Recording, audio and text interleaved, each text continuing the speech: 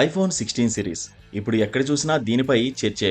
Apple అభిమానులు ఎప్పట్లాగే ఈ కొత్త సిరీస్ ఫోన్ సొంతం చేసుకునేందుకు షాపుల ముందు క్యూ కడుతున్నారు. వాస్తవానికి స్మార్ట్ ఫోన్ వాడే ప్రతి ఒక్కరూ ఐఫోన్ సొంతం చేసుకోవాలని అనుకుంటారు. కానీ దాని ఖరీదు చూసి వెనకడుగు వేస్తారు. కొత్త సిరీస్ లో ప్రాథమిక వేరియంట్ ధరే 70,000 దాటగా హై ఎండ్ ఫోన్ ధర 1.4 లక్షలు దాటింది. ఇలాంటి పరిస్థితుల్లో ఓ వ్యక్తి ఐఫోన్ 16 ను కేవలం 27,000కే సొంతం చేసుకున్నానని చెప్పడం నెట్టింట సంచలనంగా మారింది.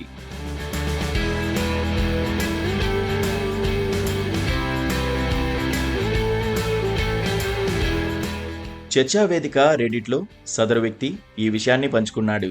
తాను హెచ్డిఎఫ్సి ఇన్ఫినియా క్రెడిట్ కార్డు వాడి ఇంత తక్కువ ధరకు కొన్నట్టు చెప్పుకొచ్చాడు. 256 GB స్టోరేజీ కెపాసిటీ ఉన్న ఫోన్ ధర 89,900. అయితే అతడు అప్పటికే ఈ కార్డుపై చాలా షాపింగ్ చేసి ఉండడంతో 62,930 విలువైన రివార్డు పాయింట్స్ వచ్చాయి. అసలే ఐఫోన్ అభిమానైన అతడు ఈ రివార్డు పాయింట్స్ అన్ని ఐఫోన్ కొనుగోలుపై వినియోగించాడు. ఇలాంటి పని చేసినందుకు చివరకు విచారం వ్యక్తం చేశాడు. రివార్డు పాయింట్స్ దయ వల్ల నేను ఐఫోన్ కొనుక్కున్నాను, కానీ ఇలా చేసినందుకు ఇప్పుడు విచారిస్తున్నానని పోస్ట్ పెట్టాడు.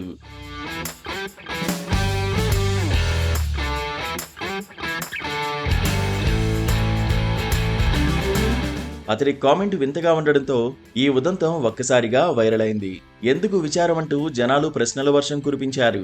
పెద్ద ఎత్తున రెస్పాన్స్ రావడంతో చివరికి అతడు సమాధానమిచ్చాడు. బంగారు ఆభరణాల కొనుగోలుపై హెచ్డిఎఫ్సి రివార్డు పాయింట్స్ ఇవ్వదేమోనని, తాను అమెజాన్ పే కార్డుపై 1% క్యాష్ బ్యాక్ తో నగలు కొన్నానని, కానీ హెచ్డిఎఫ్సి ఇన్ఫినియా కూడా రివార్డు పాయింట్స్ ఇస్తుందని తాజాగా తెలిసిందని అన్నాడు. ఇది ముందే తెలుసుంటే తాను ఇన్ఫినియా కార్డుతో ఐఫోన్కు బదులు ఆభరణాలు కొనుగోలు చేసి ఉండేవాడినని చెప్పుకొచ్చాడు. అసలు అన్ని రివార్డు పాయింట్స్ ఎలా సాధ్యమైందని కొందరు ప్రశ్నించగా, ఆ కార్డుతో తాను ఇప్పటివరకు 15 లక్షల విలువైన కొనుగోళ్లు చేసినట్టు వివరించాడు.